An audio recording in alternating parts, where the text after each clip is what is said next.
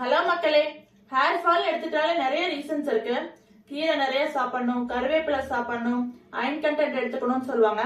But இதெல்லாம் தாண்டி daily லைஃப்ல நம்ம பண்ற 5 மிஸ்டேக்ஸ் பார்க்கலாமா? ஃபர்ஸ்ட் மிஸ்டேக், நம்ம டெய்லி ஹேரை பின்னும் போது ஹேர் ஃபால் ஆகக்கூடாதுன்னு நினைச்சிட்டு ரொம்ப டைட்டா இறுக்கி முறுக்கி பின்னுவோம். பட் அந்த மாதிரி பண்ணக்கூடாது.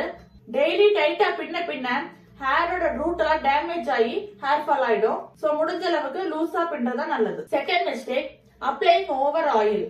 ஆயில் அப்ளை பண்ணாதான் முடி நீளமா வளரும், அடர்த்தியா வளரும் நினைச்சிட்டு வாரத்துல 5 நாளாவது ஆயில் அப்ளை பண்றோம். பட் அப்படி பண்ணக்கூடாது. ஆயில் அதிகமா அப்ளை பண்ண ஸ்கேல்ப் அன்கிளீன் ஆயிடும். நீங்க சொரண்டி பார்த்தாலே தெரியும், கை ஃபுல்லா அழுக்கா இருக்கும், கிரீஸியா இருக்கும்.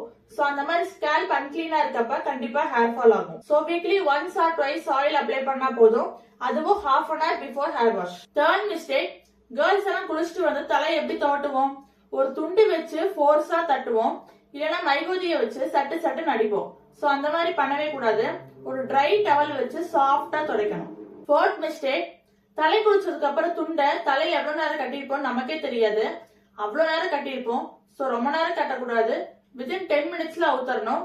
அவுத்த உடனே ஒரு சன்லைட்லயோ ஃபேன்லயோ போய் ஹேரை காய வச்சிடணும். ஃபிஃப்த் பாயிண்ட், ஹேர் கிளிப்ஸும் குஷி கிளிப்ஸும் இல்லாம ஹேரை கோம் பண்ணவே முடியாது.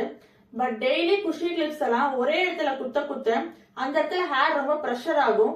அதனால ஹேர் பிரேக் ஆகலாம். சோ அந்த மிஸ்டேக்ஸ் எல்லாம் பண்ண ஹேர் ஃபால் ஆகும் தெரியாமே நம்ம பண்ணிட்டு இருக்கோம். சோ இதெல்லாம் தவிர்த்தீங்கன்னா கண்டிப்பா ஹேர் லாஸ் ஆகாது.